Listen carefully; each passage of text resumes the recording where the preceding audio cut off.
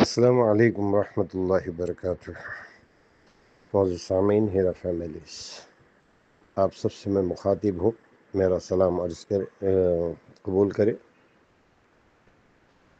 کسی نے مجھے شہباز کا ایک آڈیو بھیجا ہے کہ نویرہ شیخ آزاد ہو رہی ہے اور دعا کرو کہ وہ واپس گرفتار ہو جائے، دعاؤں میں طاقت ہے۔ میں ان بیوقوفوں سے یہ سوال کرنا چاہتا ہوں کہ تم لوگ رات اور دن اتنا پٹک رہے ہو شہباز خان اور اس کے جتنے بھی گرگے ہیں، رات اور دن اتنا پٹک رہے، کوشش کر رہے، سب کچھ کر رہے، حد تک انتہا کر رہے۔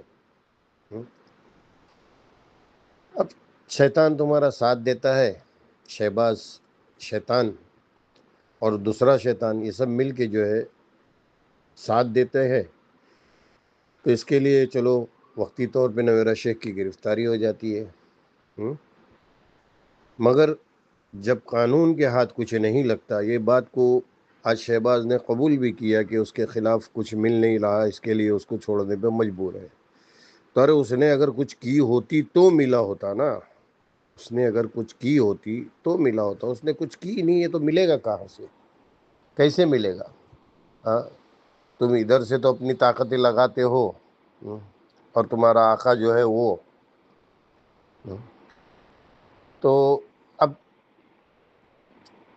یہ چیز میں ان سبھی لوگوں سے خاص کر کے بولتا ہوں کہ غور و فکر کرے کہ ان لوگوں نے اتنی کوشش کی ہے، ایک ٹائم دو ٹائم جو ہے اس کو اریسٹ کروا لیے اپنے سورسز کے بلوں پر، جھوٹا سچا کر کے اپنا اربوں خربوں کا حساب کروا دیے کہ اربوں خربوں ڈالر کا یہ ہے وہ ہے فلانا ہے ڈھمکا ہے۔ تو میں یہی پوچھ رہا ہوں آپ لوگوں سے کہ آپ لوگوں کو ابھی بھی سمجھ میں نہیں آ رہا ہے کہ یہ ایک گیم چلا جا رہا ہے نویرہ کے خلاف کہ نویرہ جو ہے نست و نابود ہو جاوے۔ مگر ایک کہاوت ہے کہ جس کو اللہ رکھے اس کو کون چکھے، ایک کہاوت ہے کہ جس کو اللہ رکھے اس کو کون چکھے۔ ایک آدمی چاروں طرف سے جنگلی کتوں کے جھونڈ میں گھرا ہوا ہے، مگر اللہ کا فیصلہ نہیں ہے، تو جنگلی کتے کیا کر سکتے؟ صرف بھونکنے کے سوا کچھ کر نہیں سکتے۔ یہ ایک مثال دے رہا ہوں، کسی کے اوپر یہ نہیں کر رہا ہوں، ایک مثال دے رہا ہوں کہ وہ جنگلی کتے بھونکنے کے سوا کچھ نہیں کر سکتے، کیونکہ اللہ کا فیصلہ نہیں ہے۔ تو جب اللہ کا فیصلہ ہوگا تبھی تو وہ لوگ چیڑ پھاڑ کریں گے نا، تو اللہ کا فیصلہ نہیں ہے۔ اسی طریقے سے یہ جیل میں اریسٹ کروانا، یہ کروانا، مگر اللہ کی طرف سے فیصلہ نہیں ہے، وہ باہر آ جاتی ہے۔ اور پھر یہ لوگ یہی کہتے ہیں، ان کی زبانیں دیکھو، ان کی نیتیں دیکھو، ان کے حوصلے دیکھو کہ وہ چاہتے ہیں کہ وہ جیل میں رہے، وہ قید میں رہے۔ کیوں؟ کہ ان کی منشات پوری ہو جاوے، ان کی منشات پوری ہو جاوے۔ اسی لیے میں نے کہا تھا، پہلے بھی کئی ٹائم کہا ہوں، آج بھی کہہ رہا ہوں کہ جس وقت اس کو حیدرآباد سے ادھر سے اٹھائے تھے اور پیچھے کے دروازے سے نکال کے ممبئی لے کے گئے تھے، اگر اسی وقت اگر اس کو ایک دو دن کی مہلت ملتی تو اس وقت اس کے پیچھے کمپلینر کتنے تھے؟ 3 یا 4 تھے، ان کے منہ پہ پیسے مار کے ختم کر دیتی تھی بات کو۔ مگر وہ سازش اتنی گہری تھی کہ اس کو پیچھے کے دروازے سے نکال کے ممبئی پہنچا دیا گیا، سمجھے نا؟ تو اس کے لیے ان چیزوں کو سمجھنے کی کرنے کی ضرورت ہے۔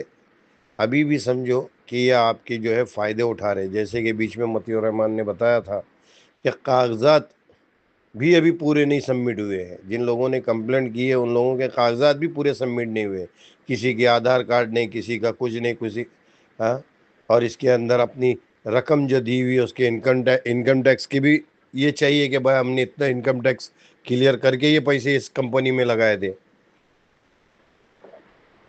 تو ہی وہ آگے کیس کا یہ ہوگا، ورنہ الٹا بولتے ہیں نا گلے میں کانٹا اٹک جائے گا۔ اس کے لیے میرے عزیزوں، میرے دوستوں، ہم جو راستہ دکھا رہے ہیں اس کے لیے ہم کو گالی گلوچ کیا جا رہا ہے، کل تک جو ہمارے تھے آج وہ ہمارے خلاف کر دیے گئے ہیں، اور نہ جانے کیسے کیسے مطلب گالی گلوچ ہو رہی ہے۔ تو گالی گلوچ سے تو خیر کسی کی دیواریں نہیں ہلتی ہے، کسی کا گھر نہیں گرتا ہے، مگر اپنے نام اعمال کے اندر جو ہے ساری برائیاں لکھی جاتی ہے، ساری برائیاں لکھی جاتی ہے، کیونکہ جیسے پہلے بھی بتایا تھا کہ اللہ کے نبی کا مفہوم ہے، حدیث کا مفہوم ہے کہ اپنے ماں باپ کو گالی مت دینا۔ ہاں، یہ میں نے دلیل کے ساتھ سمجھایا تھا، ابھی میں اس وقت نہیں سمجھا رہا۔ تو یہی چیزیں ہیں میرے عزیزوں، اس بات کو سمجھنے کی کوشش کرو۔ اگر کمپنی چلتی ہے، کمپنی کا ساتھ دیتے ہو، کمپنی چلتی ہے تو آگے تمہارا ہی فائدہ ہے، تمہارا ہی منافع ہے۔ کمپنی بند ہو گئی تو بھی نقصان تمہارا ہی ہے، کیونکہ کمپنی کو لاسٹ میں ہاتھ اٹھانے کے لیے مجبور کر دو گے، کمپنی ہاتھ اٹھا دے گی تو تمہارا ہی نقصان ہے۔ تو اس کے لیے بھائی ان چیزوں کو سمجھنے کی کوشش کرو، زیادہ کہنا نہیں چاہتا ہوں، ٹھیک ہے؟ جزاک اللہ، السلام علیکم۔